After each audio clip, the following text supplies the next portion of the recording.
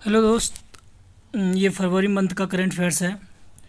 और फरवरी मंथ्स में जैसे पिछले पिछले पिछले वीडियो में थ्री टॉपिक्स था, इसी वो उसी तरफ फरवरी मंथ में इस बार का कुछ अवार्ड्स हैं फरवरी मंथ में, और कुछ गवर्नमेंट स्कीम है और कुछ ऐप्स हैं जो गवर्नमेंट के द्वारा लॉन्च किया जाता है सोशल वेलफेयर के लिए। तो हम लोग जानते हैं कि इंडिया में सबसे जो हाईएस्ट अवार्ड्स होता है वो भारत रत्न अवार्ड्स होते हैं। कौन से अवार्ड्स होते हैं? सबसे highest awards Bharat Ratna award होता है। और इस बार इस साल Bharat Ratna award actually 5 person को दिया गया। फर्स्ट तो हम लोग जानते हैं कर्पूरी ठाकुर जी को मिला है अवार्ड भारत रत्न। और कर्पूरी ठाकुर जी बिहार के सीएम रह चुके हैं। ओके, कहाँ के सीएम रह चुके हैं? बिहार के सीएम रह चुका है कर्पूरी ठाकुर जी। और उनके बाद और 4 भारत रत्न अवार्ड्स दिए गए हैं, जैसे क्या एल के नरसिम्हा राव, चौधरी चरण Singh, L K Advani ji and Swaminathan को। मतलब 4 पर्सन कौन से हैं? एक्चुअली ये 2 पर्सन इंडिया के पीएम रह चुके हैं।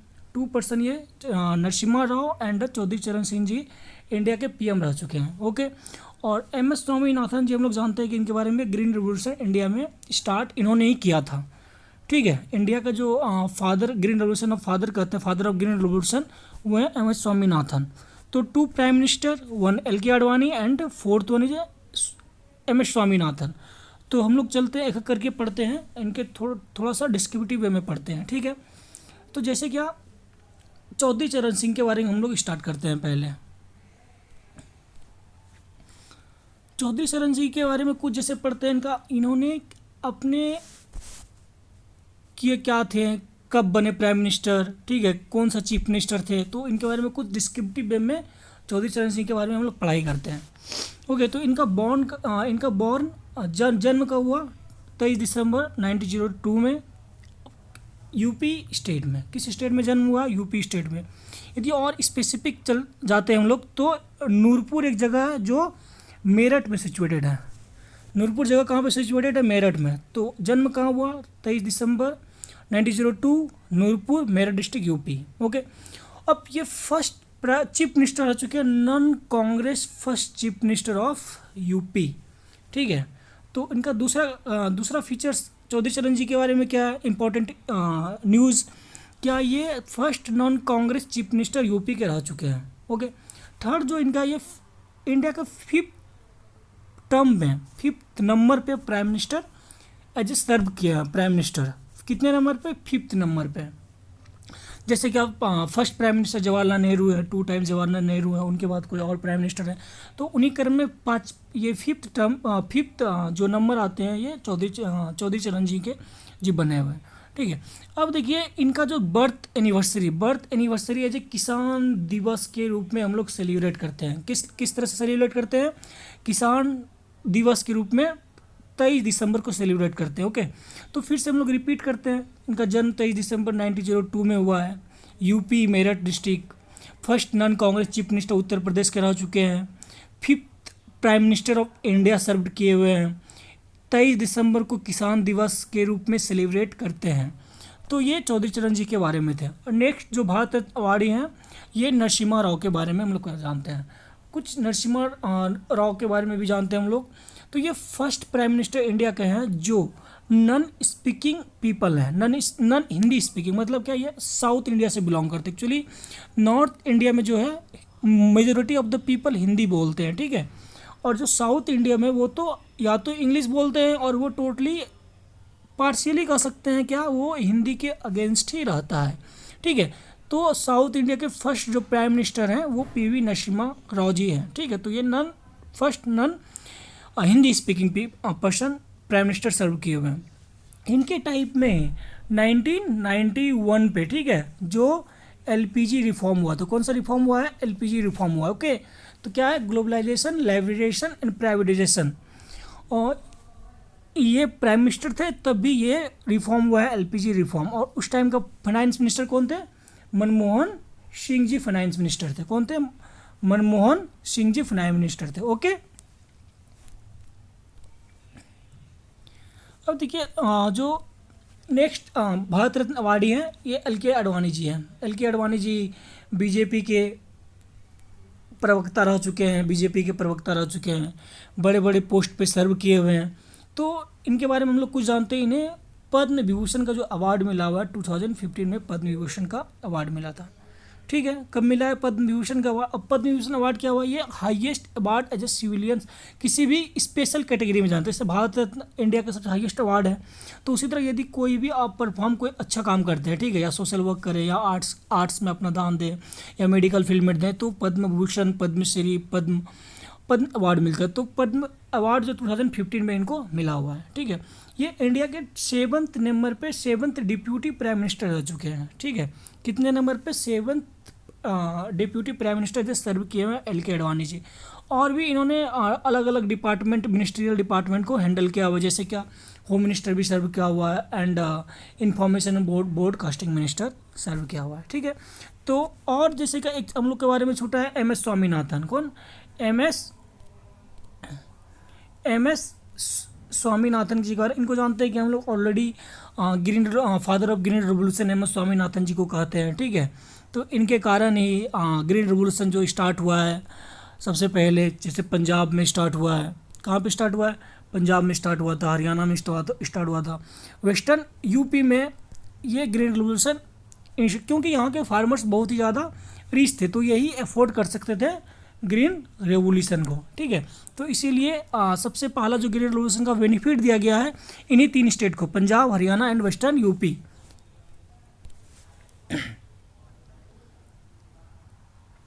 नेक्स्ट जो इम्पोर्टेंट अवार्ड है वो ग्रामी अवार्ड है। क्या अवार्ड है? ग्रामी अवार्ड है। ओके, अब ग्रामी अवार्ड जो 66 ग्रामी अवार्ड जो हुआ है, कौन सा ग्रामी अवार्ड? 66 कहाँ पे हेल्ड हुआ है? Los Angeles California. ओके, हो सकता है क्वेश्चन हो सकता है where 66 annual Grammy award had been taken place, तो वो क्या है? Los Angeles California. अब इस अवार्ड्स में जो album of the year award दिया गया, किनको दिया गया है? टेलर स्विफ्ट को। किसके लिए दिया गया? मिडनाइट के लिए दिया गया। किसके लिए दिया गया है? मिडनाइट सॉन्ग के लिए दिया गया। किनको दिया गया? Taylor Swift. और ये क्या है? एल्बम ऑफ द ईयर है। ओके, नेक्स्ट जो इम्पोर्टेंट अवार्ड्स हैं वो ऑस्कर्स अवार्ड है। क्या है? ऑस्कर अवार्ड के बारे में, जैसे क्या इंडियन फिल्म से, इंडियन बॉलीवुड में हम लोग देते हैं, फिल्म फेयर अवार्ड देते हैं, और भी बहुत सारे अवार्ड्स हैं, नेशनल अवार्ड्स हैं, दादाभाई फाल्के अवार्ड्स हैं। ठीक है, तो जो ऑस्कर्स अवार्ड है, ये ऑस्कर से बस न्यू एक अवार्ड लॉन्च किया हुआ है। ठीक है, अनाउंस किया, जैसे कि क्या अवार्ड किया है? कास्टिंग डायरेक्टर के रूप में, जैसे बेस्ट डायरेक्टर का अवार्ड देते हो तो इसी तरह कास्टिंग डायरेक्टर के रूप में एक अवार्ड्स को अनाउंस किया। ये कब से अवार्ड दिया था? किस पीरियड से? 98 एडिशंस होगा, जब 98 एडिशन 2006 में 2026 में होगा, तब ये कास्टिंग डायरेक्टर का अवार्ड्स मिलेगा। ठीक है, नेक्स्ट जो इम्पोर्टेंट करेंट अफेयर्स है ये कुछ फोटोग्राफर के बारे में है। जैसे कि आजकल देखते हैं, इंस्टा खोलते हैं तो वाइल्ड लाइफ के बारे में बहुत ही अच्छा चीज़ें जानकारी मिलता है। तो wild life photographer of the year, people choice, मतलब क्या पीपल, जैसे आप लोग वोट देते हैं या किसी चीज़ में क्या कौन फर्स्ट करेगा, तो पीपल चॉइस के थ्रू जो ऑर्गेनाइज करता है natural history museum. Okay, natural history of museum जो कहाँ पे है? लंदन में। ठीक है, कहाँ पे है? लंदन में। ये ऑर्गेनाइज करता है wild life photographer of the year people choice. तो किनको दिया गया है? नीमा श्री खानी। तो नीमा श्री खानी को क्या दिया गया? Wildlife photographer of the year people choice. याद रहेगा, people choice wildlife photographer of the year, Nima Sarikhani. Next जो इंपॉर्टेंट अवार्ड है एम सोमनाथ जी के। एम सोमनाथ जी कौन थे? Chairperson of the ISRO, chairperson of ISRO हैं यहाँ पे। ठीक है, एम सोमनाथ जी। तो इनको कौन सा अवार्ड मिला हुआ है? केपीपी नामबियर अवार्ड। कौन से अवार्ड मिला है? केपीपी नामबियर अवार्ड 2024 का। नेक्स्ट अवार्ड्स जो है फरवरी मंथ का, ये है GD Birla award scientific excellence. मतलब क्या आप यदि किसी साइंटिफिक फील्ड में एक्सीलेंट करते हैं, ओके, कोई अच्छा काम करते हैं, कोई नया इनोवेशन लाते हैं, ठीक है, तो आपको GD Birla awards for the scientific excellence दिया जाता है। तो ये एनुअली किस फाउंडेशन के बिरला फाउंडेशन के द्वारा दिया जाता है। कब से ये स्टार्ट है? 1991 से, जब से एलपीजी रिफॉर्म हुआ था तब से ही के बिरला फाउंडेशन के द्वारा ये अवार्ड्स दिया जाता है। तो जो इस 2023 के लिए दिया गया है डॉक्टर अदिति सेंडे के दिया गया। किसको दिया गया है? डॉक्टर अदिति सेंडे को दिया गया है जीडी बिरला अवार्ड्स। नेक्स्ट जो अवार्ड्स है लक्ष्मी नारायण इंटरनेशनल अवार्ड्स। क्या है? लक्ष्मी नारायण इंटरनेशनल अवार्ड्स किसको दिया गया? प्यारेलाल शर्मा जी को मिला हुआ है। ठीक है, किनको मिला ये award? Lakshmi Narayan international award Pyarelal Sharma ji को अवार्ड्स मिला हुआ है। और नेक्स्ट जो इंपॉर्टेंट अवार्ड्स हैं वो है outstanding business women of the year. कौन से अवार्ड्स हैं? Outstanding business women of the year. मतलब क्या? यदि आप किसी बिजनेस में, ठीक है, या एंटरप्रेन्योरशिप में यदि आप बहुत ही ज़्यादा एक्सलेंट करते हो, ठीक है, तो ये अवार्ड्स दिया जाता है outstanding business women of the year. किसको दिया गया इस बार? इस 2024 के डॉक्टर बीना मोदी। और डॉक्टर बीना मोदी ये मोदी फाउंडेशन का चेयरपर्सन रह चुका है। ठीक है, तो किनको दिया गया? डॉक्टर बीना मोदी जी को। नेक्स्ट जो अवार्ड्स हैं हमारे इंडिया में फर्स्ट टाइम, ठीक है, फर्स्ट इंडियन सिटीजनशिप, जो ये अवार्ड्स लिया हुआ किसके द्वारा? Knighthood by the Britain king.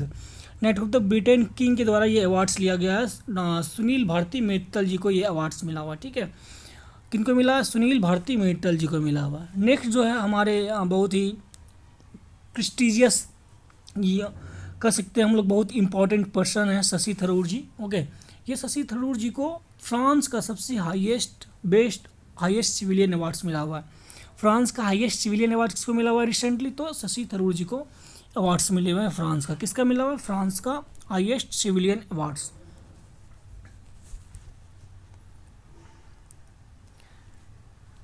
Next जो इम्पोर्टेंट अवार्ड्स हैं फरवरी मंथ का, ओके, वो ज्ञानपीठ अवार्ड है। कौन सा? ज्ञानपीठ 58 ज्ञानपीठ अवार्ड्स है। ठीक है, तो ये ज्ञानपीठ किसके लिए दिया जाता है? या किसी साहित्य के लिए, यदि आप किसी भी लैंग्वेज में, ओके, जो कॉन्स्टिट्यूशनल लैंग्वेज है, यदि आप उसमें बहुत ही ज़्यादा एक्सलेंट करते हो तो ये ज्ञानपीठ अवार्ड्स दिया जाता है। तो 58 ज्ञानपीठ अवार्ड्स इस वर्ष फरवरी मंथ में 2 पर्सनालिटी को दिया गया है। ठीक है, तो वो कौन? एक जगत गुरु राम भद्राचार्य। ठीक है, जगत गुरु राम भद्राचार्य, इन्होंने ही जो अभी राम मंदिर का कंस्ट्रक्शन हुआ है, इन्होंने अप्रूव दिया था कि राम लाला अयोध्या में ही जन्म लिया होता। तो एक इनको मिला राम भद्राचार्य जी को, दूसरा जो है गुलजार को मिला हुआ। तो 2 पर्सनालिटी कौन है? एक राम भद्राचार्य, दूसरा गुलजार जी, जिनको 58 ज्ञानपीठ अवार्ड्स के द्वारा सम्मानित किया गया है इस वर्ष 2024 में। अब देखिए कुछ अवार्ड्स तो फरवरी मंथ का ख़त्म होगा, जितना भी इम्पोर्टेंट अवार्ड्स थे वो फरवरी मंथ में, वो मैंने आपको बता दिया। और कुछ इंडेक्स हैं, इंटरनेशनल ऑर्गेनाइजेशन के द्वारा इंडेक्स रिलीज होता है। तो जैसे करप्शन परसेप्शन इंडेक्स, ठीक है, जैसे कौन सा कंट्री बेस्ट कर सकते हैं, वर्स्ट करप्शंस में है, जैसे करप्ट कितने में है। ठीक है, तो ये करप्शन परसेप्शन इंडेक्स किसके द्वारा? ट्रांसपेरेंसी इंटरनेशनल के द्वारा रिलीज किया जाता है।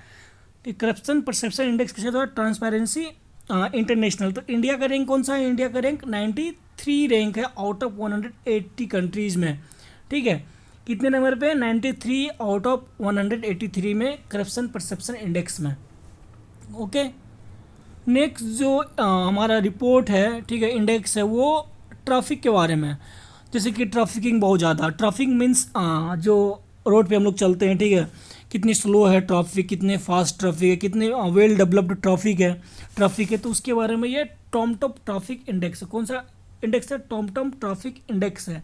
ओके, तो टॉमटॉप ट्रैफिक इंडेक्स में वर्ल्ड में जो सबसे स्लोएस्ट ट्रैफिक है, सबसे स्लो ट्रैफिक है, वो कहाँ का है? लंदन का है।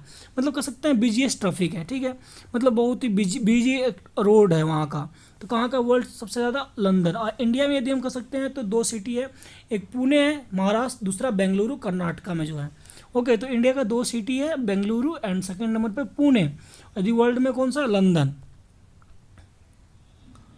नेक्स्ट जो इम्पोर्टेंट इंडेक्स के बारे में, वो public electricity vehicle charging station. जैसे कि हम लोग अभी ग्रीन एनर्जी के बारे में बात करते हैं आजकल, तो ग्रीन एनर्जी को प्रमोट करने के लिए हम लोग इलेक्ट्रिक व्हीकल्स को यूज़ कर रहे हैं, गवर्नमेंट इसे प्रमोट कर रहा है इलेक्ट्रिक व्हीकल। तो जब इलेक्ट्रिक व्हीकल्स हम लोग परचेज करेंगे तो चार्जिंग स्टेशंस भी होना चाहिए, चार्जिंग पॉइंट भी होना चाहिए। तो चार्जिंग पॉइंट में जो सबसे फर्स्ट नंबर पे वो कौन सा है? कर्नाटक स्टेट है। ठीक है, कर्नाटक स्टेट है चार्जिंग पॉइंट में। ओके, नेक्स्ट जो इंडेक्स हमारा या रिपोर्ट कह लीजिए वो क्राइम, साइबर क्राइम के रूप में है। मतलब साइबर वर्ल्ड में साइबर क्राइम पे इंडिया 80 नंबर पे है। कितने नंबर पे? इंडिया 80 नंबर पे। ओके, इंडिया 80 नंबर पे है वर्ल्ड में साइबर क्राइम पे। नेक्स्ट जो इंडेक्स है वो इंडेक्स किस लिए है? जैसे intellectual, global intellectual property index किसके लिए है? ग्लोबल इंटेलेक्चुअल प्रॉपर्टी इंडेक्स है। ठीक है, मतलब इंटेलेक्चुअल प्रॉपर्टी इंडेक्स क्या है? जैसे कि आप कोई चीज़ न्यू इन्वेंट करते हैं तो आप कॉपी पेस्ट नहीं कर सकते, कॉपीराइट नहीं यूज़ कर सकते। तो इन संदर्भ में इंडिया का कितना रैंक है? 42 रैंक है इंडिया का ग्लोबल इंटेलेक्चुअल प्रॉपर्टी इंडेक्स में। इस इंडेक्स को रिलीज कौन करता है? US chamber of the commerce. कौन रिलीज करता है? US chamber of the commerce release करता है।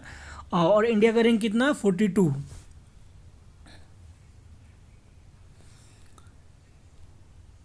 अब इंडेक्स तो जितना इंपॉर्टेंट इंडेक्स था मैंने आपको बता दिया। ठीक है, अब कुछ गवर्नमेंट इंडियन गवर्नमेंट के द्वारा कुछ इनिशिएटिव्स हैं, कुछ ऐप्स और कुछ लॉन्च्ड न्यू टेक्नोलॉजी है।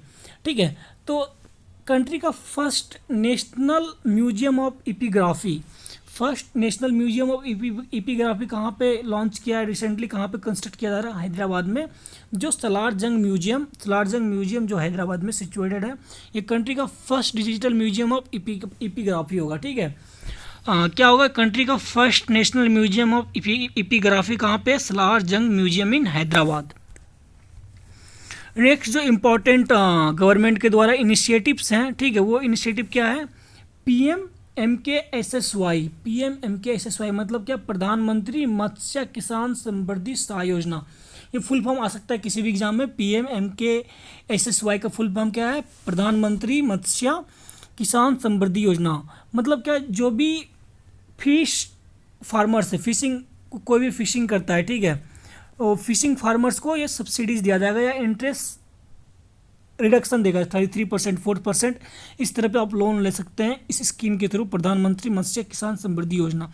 ये टोटली सेंट्रल सेक्टर स्कीम्स है, सेंट्रल सेक्टर स्कीम। और ये इसका पहले भी एक स्कीम हो चुका था, प्रधानमंत्री मत्स्य संपदा योजना। ठीक है, तो इसको अच्छे से याद रखिएगा। PMMKSS प्रधानमंत्री मत्स्य किसान समृद्धि सहाय योजना, ये सेंट्रल सेक्टर गवर्नमेंट स्कीम के अंदर आता है। ये सब स्कीम किसका? प्रधानमंत्री मत्स्य संपदा के द्वारा।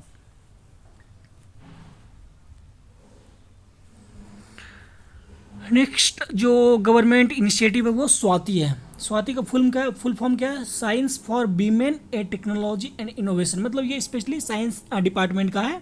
तो स्वाति किसके लिए है? Science for women A technology and innovation. इसका एम क्या है? Single online portal representing Indian women and girl in stem. मतलब एक ऑनलाइन पोर्टल है, अब जहाँ पे अपना रजिस्टर कर सकते हैं इस पोर्टल के द्वारा, स्वाति पोर्टल के द्वारा, साइंस डिपार्टमेंट में। ओके, नेक्स्ट जो इम्पोर्टेंट गवर्नमेंट इनिशिएटिव है वो क्या है? PM सूर्या घर बिजली बिल, मुफ्त बिजली। ओके, PM सूर्या घर मुफ्त बिजली, ये प्राइम मिनिस्टर प्रधानमंत्री जी लॉन्च किए हैं। PM सूर्या घर मुफ्त बिजली। इस स्कीम के थ्रू फ्री इलेक्ट्रिसिटी 300 यूनिट तक आपको फ्री 300 इलेक्ट्रिसिटी फ्री हर मंथ दिया जाएगा। कितना यूनिट दिया जाएगा? 300 यूनिट दिया जाएगा इलेक्ट्रिसिटी पर मंथ। ठीक है, मतलब इसके बाद यदि आप खर्च करते हैं तो आपको पेमेंट देना पड़ेगा। जैसे दिल्ली में 200 यूनिट है। कितना है? 200 यूनिट दिल्ली का है फ्री।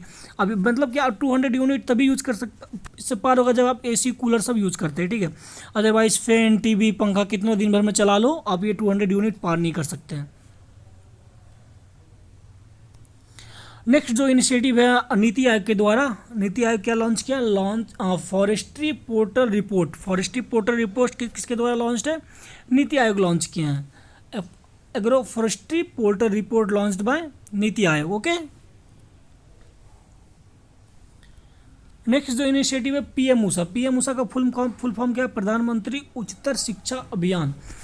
प्रधानमंत्री उच्चतर शिक्षा अभियान ये कहाँ पे लॉन्च किया है? मुंबई यूनिवर्सिटी में। ठीक है, कौन लॉन्च किया? प्रधानमंत्री जी, प्राइम मिनिस्टर जी मोदी जी। PM उच्चतर शिक्षा अभियान एट प्लेस मुंबई यूनिवर्सिटी। तो इसमें क्या होगा? PM ऊषा में जैसे कोई भी हायर एजुकेशन आप लेना चाहते हैं तो आप इस पोर्टल पर रजिस्टर कर सकते हैं। PM प्रधानमंत्री उच्चतर शिक्षा अभियान में आप रजिस्टर कर सकते हैं। नेक्स्ट जो इनिशिएटिव है गवर्नमेंट के द्वारा, सेंट्रल गवर्नमेंट के द्वारा, ये है क्या, animal husbandry infrastructure development fund. कौन सा? Animal husbandry infrastructure development fund. अब इस इनिशिएटिव, इस स्कीम में आपको जो भी लोन मिलेगा वो 3% के सबवेंशन पे मिलेगा, 3% पे मिलेगा। कितने साल के लिए? 8 ईयर्स के लिए मिलेगा, ठीक है। कौन सा स्कीम है? Animal husbandry infrastructure development fund. इस स्कीम के थ्रू आपको 3% सबवेंशन इंटरेस्ट मिलेगा। नेक्स्ट जो इम्पोर्टेंट कंस्ट्रक्शंस है ये है सुदर्शन सेतु ब्रिज, ठीक है। सुदर्शन सेतु ब्रिज को हम कहते किस नाम से जानते हैं? सिग्नेचर ब्रिज के रूप में ही जानते हैं। तो ये कहाँ पे है? गुजरात में रिसेंटली अभी prime minister Modi ji inaugurate किए हुए हैं। मतलब कि ये सुदर्शन सेतु ब्रिज एक केबल ब्रिज है, ठीक है, जो कुछ टाइम पहले ही इनका, इस ब्रिज का क्या कहते हैं, ये टूट गया था। टूटने पे बहुत सारे जो इन आदमी हैं उनका डेथ भी हुआ था। तो उसके बाद ये फिर से इनॉग्रेट किया गया है, ठीक है। तो ये सुदर्शन सेतु ब्रिज है, कहाँ पे? गुजरात में। और इसको दूसरा नाम सिग्नेचर ब्रिज भी कहते हैं, ठीक है। ये कंट्री का लॉन्गेस्ट केबल ब्रिज है, country longest cable bridge Sudarshan Setu Gujarat में, जो इसका टोटल लेंथ कितना? 2.32 किलोमीटर है, ठीक है। अब देखिए किसको कनेक्ट करेगा? बैट द्वारका आइलैंड थ्रू ओकाइन गुजरात देवभूमि को ये कनेक्ट कर रहा है सुदर्शन सेतु ब्रिज, ओके। तो जितने भी इम्पोर्टेंट करंट अफेयर्स थे फरवरी मंथ का, ओके। जैसे कि आपको मैंने अवार्ड्स बताया, क्या बताया? अवार्ड्स एक टॉपिक है, और दूसरा इंडेक्स है, ठीक है। थर्ड जो इम्पोर्टेंट है रिपोर्ट्स हैं, ओके। ये 3 मेजर टॉपिक्स है फरवरी मंथ का। और पिछले बार मैंने स्टेट और इंटरनेशनल न्यूज़ बताया था, तो अगले वीक मैं और 3 टॉपिक फरवरी मंथ का लाऊंगा। मतलब क्या मेरा एम है, क्या सेक्शनल, आपको सेक्शनल वाइज पढ़ाऊँ, ठीक है, क्या बर्डन भी नहीं पड़े और हर वीक आप अच्छे से प्रिपेयर कर सके बीपीएससी के लिए, ठीक है। बीपीएससी या किसी भी कंपटीशन एग्जाम में ये इंपॉर्टेंट करंट अफेयर्स ही रहेगा। ये कहाँ इतने इंपॉर्टेंट, और क्या चाहिए आप लोगों को? तो आज के लिए बहुत ही ज़्यादा थैंक यू आप लोगों को।